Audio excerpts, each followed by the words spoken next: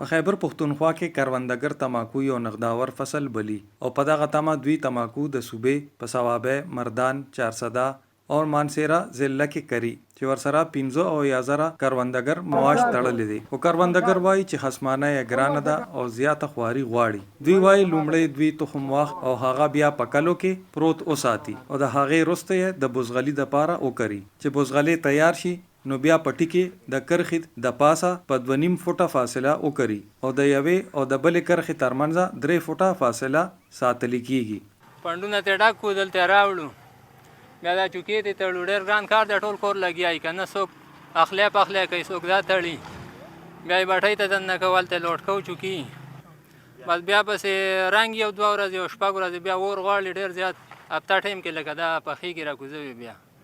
چې پخه شي بیا راکوزول غواړي ایله کوي دا چوکې پخې شي بنډالې دې تړو.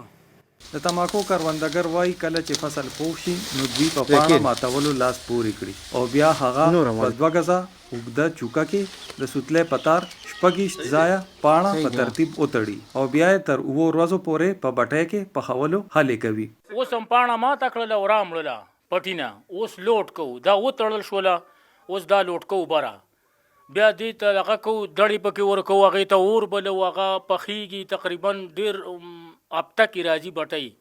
په چوکه کې تړلې شوې په بټۍ کې تماکو پسې لاندې د بټۍ په تنور کې کنټرول اور بلیږي. دغه اور په لومړی ورځ 115 فارنهایت سره بلیږي او په دغه کې روزانه 10 فارنهایت اضافه کیږي چې په اخري ورځ 180 ته ورسي او د هغې تو د پایپونو د لارې دغه تماکو ته رسي چې ورسره هغه اوچ شي. دغه کروندګر وایي دا کار دوی د ګرمۍ په موسم کې سرته رسوي. د هغې نه بعد چې کله تماکو تیار شي نو موږ ته پاڼه ماتو دلته دې بټۍ کې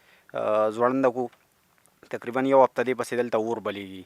چې کله پخه شي دا بیا موږ دلته دې سانچه کې ته بنډلې جوړو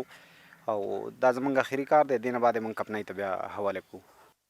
د تماکو د کروندګرو د اتحادیې مشر لیاقت یوسفزی وایي د دوی فصل 9 میاشتې اخلي. دوی د اکتوبر په میاشت کې بوزغلې کرل شروع کوي او هغه د جنوري په میاشت کې پټي کې وکري چې بیا د مې نه تر جون پورې پاڼه شوکول کیږي او د بټۍ نه پس بنډل شي او کمنیانو ته روان شي. ملک وقاص، وایس اف امریکا، ډیو نیوز، ثوابه.